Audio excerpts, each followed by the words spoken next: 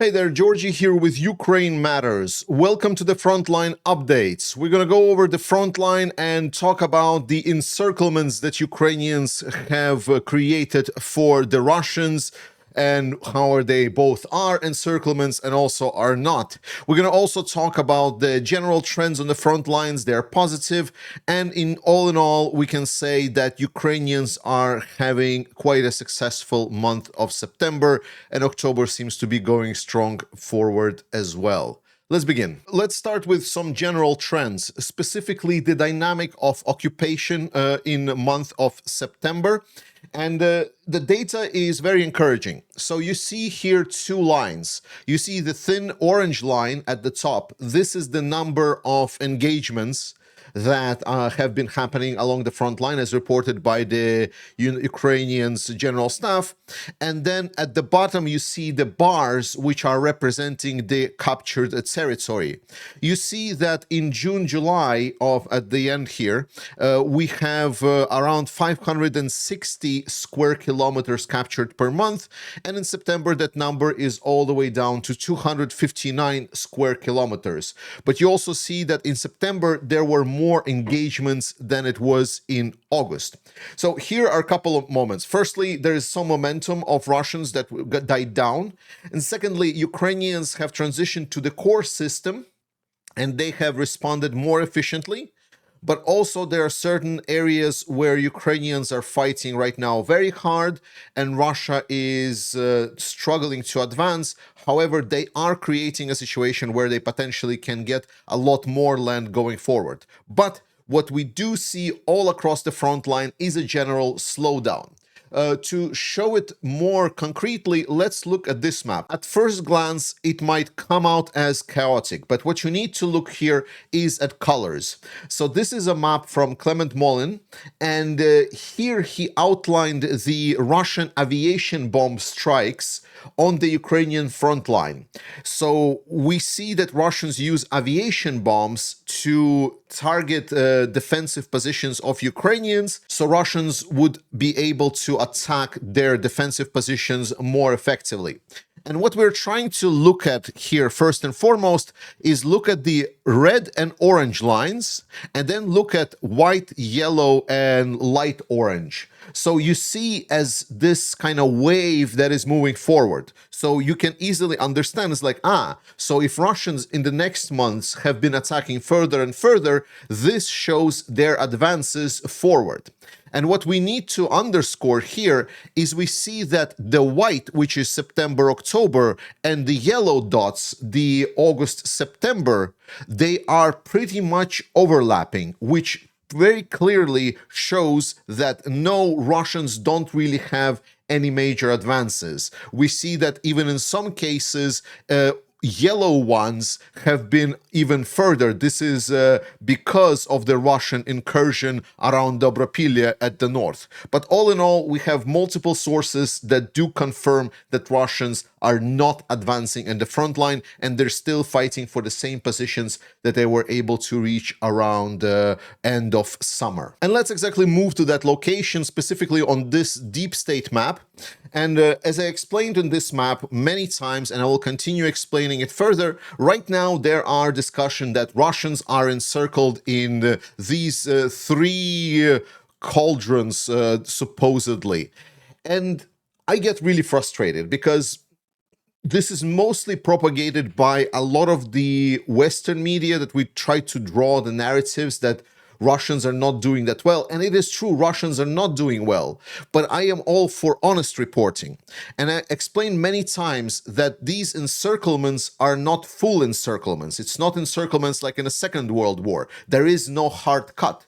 Most of these areas are controlled by using drones, and Russians just cannot really move freely, but they're still able to either send the ground robots or they're able to send logistical FPV drones to get the necessary supplies to the troops in these areas.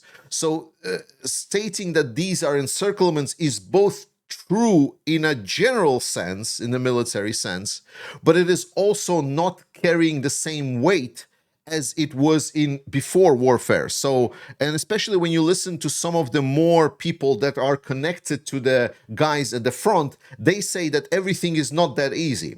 Russia has been continuously flowing in a lot of reinforcement into this area, which is both good and bad. The good one is that actually it's mostly good. Like the bad part is that the Russians are attacking and it's very hard for Ukrainians. But the good parts are actually multi-layered. Firstly, because there's these three pockets that Russia really wants to take control of, they're sending wave after wave after wave of reinforcements into this area, which is creating a lot of issues for Ukrainians, and the fighting is very hard. But more importantly, it actually is really bad for the Russian plan, because the initial idea was that Russia gets reinforcements from the northern part of the front line, where they didn't succeed at all, around Sumy.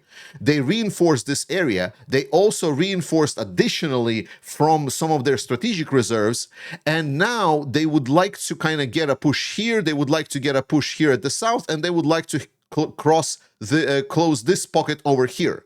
But because Ukrainians essentially put Russians in such an unfavorable position, Ukrainians are using this situation as a sort of a kill zone. So a lot of the Russian reinforcements that are coming in to this area to deblocade their troops are ending up being really killed. And instead of Russia advancing anywhere else at the front significantly, they are actually being undermined right over here by just a constant meat grinder. So overall, this position is extremely favorable for Ukraine. It's just I am not going to be calling them like encirclements, because there is certain connotations that we associate with what encirclement means. That means that everyone is cut off and it's only a matter of time until they get destroyed.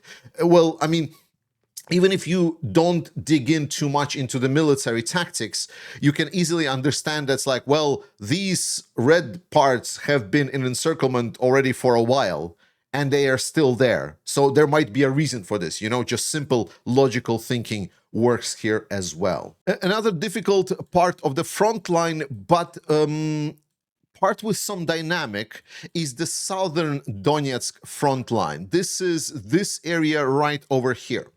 Russians here have been advancing, and this is where Ukrainians had a couple of corps that were formed beforehand, and this is where Siversk actually replaced the corps commanders. And after the replacement of corps commanders and some additional work here, we saw the slowdown of Russian advances. They're still happening, but more importantly, new tactics that we discussed beforehand are now being implemented here. So there is now Ukrainian quick response armor groups that are being situated along the front line.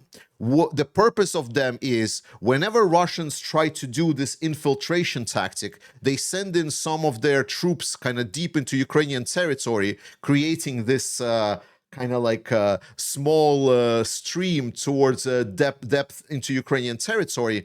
There is a Ukrainian armored group somewhere close by that is quickly dislodged to then fight the Russians, and even sometimes, as was reported recently, even push back Russians and retake some of the villages. This is done, it's important to do it quite fast, because it takes Russians with their tactics that they're using a little bit of longer time to actually accumulate sort of a critical mass of forces in one specific location that would create difficulties for this armored group to crush it.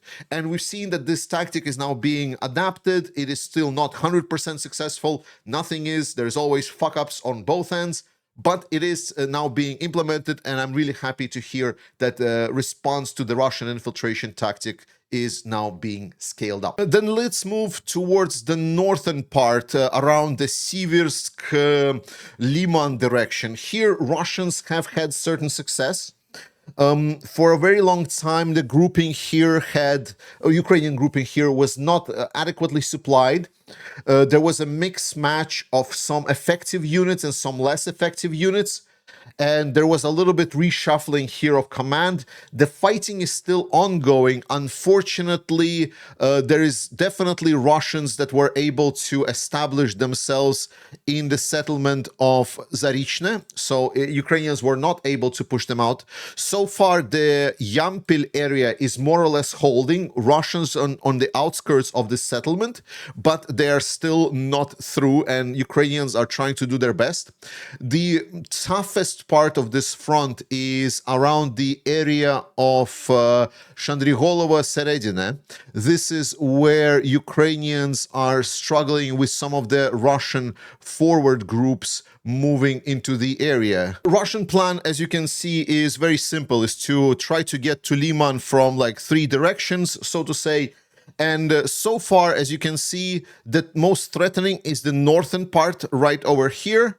And the southern part, they would, even if they take Yampil in this area, which would be a big loss for Ukrainians, that would be problematic. Area from Zarichne to Lyman, it's not as easy for Russians to get through. So for now, Lyman is still fine. I would say that Ukrainians would really need to start considering the situation pretty tough once there is at least one established sort of a, I don't want to say half encirclement because it's a 3-sided, but like a quarter encirclement, so to say. And Lyman is obviously important because this is a gateway to Kramatorsk, Sloviansk. This is the main defense fortification here in this whole area around Donbass. This is the main heart of operation. It's a huge area, and Russians will take insane amounts of time to even closely start approaching and taking it, as been proven by Pokrovsk. Pokrovsk was approached last year, and they're still not even close there. A separate danger from this attack on Lyman is if Yampil, this southern part, falls, it will also kind of a little bit gonna undermine this chain of settlements right over here, which will allow Russians to put pressure on Siversk and essentially would allow them to start slowly closing this pocket around Siversk. It has been a fantastic defensive positions for Ukrainians. It's been out there, Siversk on the front lines, I believe, ever since the start of the full-scale invasion. Absolute stronghold, very hard for Russians to attack. They've tried everything that they could, and it's been an absolute nightmare. Important here to note that despite the fact that potentially, even if they do take Yampil, there is still this river here, which is the river of Siversky Donetsk. And you might remember this Siversky Donetsk river because this is the river where one of the first Russian major crossings that got caught on the video and photo evidence of insane Russian losses. It's like when their vehicles got caught right before crossing this river and then absolutely demolished, and it's being still regarded as an absolute nightmare of a river for Russians, especially in the current season, as the river is a little bit more full right now. So I would, even if Yampil falls, I would not expect this to fall very fastly because crossing that river is still a major challenge for Russians. Around the town of Kupiansk is interesting. We get reports that are more positive. So Russians here have been infiltrating, and unfortunately, we cannot clearly state who controls what. Like today, I got reports that Ukrainians supposedly are in control of whole city, but you know, it's hard to state what is meant here. Does it mean that Ukrainian drones can attack anywhere in the city?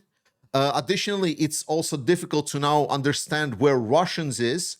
We remember that they have been using this tactics of putting the flags as further away as possible. So they would just run in somewhere, wave a flag, and then run away.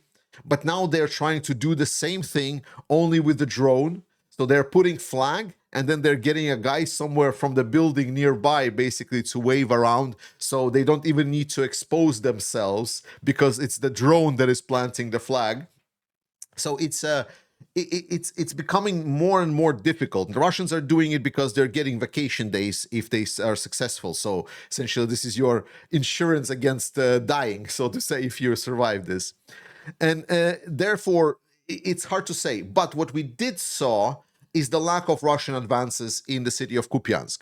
And someone very importantly noted that while city of Kupiansk is important, overall, it is not a major logistics hub anymore, mostly because Russians have been approaching this town already for a while, so it's not that critical. There are substitutes. So while Kupiansk, the city of Kupiansk, is super, super important, right now Ukrainian logistics are mostly going through the Kupiansk-Vyzlovy, which is located right over here to the south. So this is just a front line here. The whole area is still more or less holding on through the connections a little bit to the south of that city. That is the broad strokes of today's map update. I will only want to quote one more thing, and this is specifically what President Zelensky stated. And he said that Ukraine's potential for drone and missile production for 2026 will be 35 billion US dollars. And as the analysts from the Eye of the Mountain here have noted very importantly, is for comparison, in 2024, Ukraine's entire military industrial complex produced about 10 billion worth of weapons. So now it's going to be 35 billion just the drones and missiles. This is the part where the news are becoming from going bad for Russia to becoming absolutely terrible. The strikes are not going to stop. The scale of Ukrainian weapons output is getting larger. And despite Russia is getting a lot of help from China, Ukraine is also getting more and more help from their allies. So it's an absolute nightmare scenario now for Putin that this war continues on. I still think that he made an absolute fool of himself by not agreeing to the deal that was put on the table by the Trump's administration. And now he is pretty much on a pathway to just being remembered as the biggest fool of the 21st century, at least so far. In any case, continue supporting Ukraine, continue supporting Ukrainian armed forces. I love you. Slava Ukraini, and I will see you next time.